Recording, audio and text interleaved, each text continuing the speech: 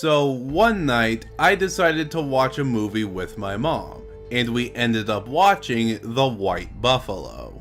I had never seen the movie up until now, and I'm honestly disappointed I didn't watch it sooner. This was one of the most unique westerns I've ever seen.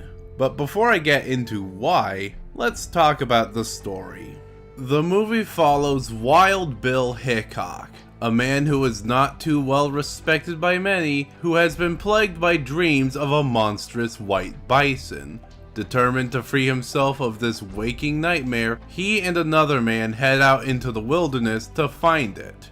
Along the way, they encounter a Lakota warrior named Worm, an outcast who is also hunting the white bison, and both agree to work together to kill the legendary monster.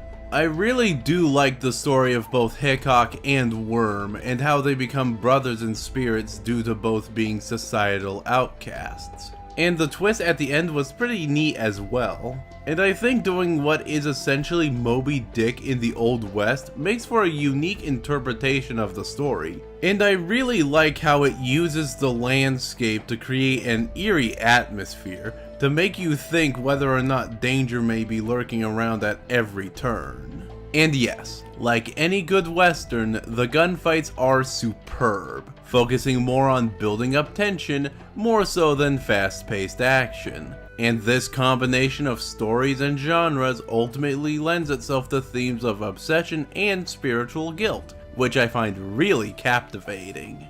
And while I can bring up issues like Hickok's stony face not conveying his character well, those are minor gripes in the grand scheme of things. This is definitely a movie I would recommend to anyone who loves the Old West, and is an easy 9 out of 10.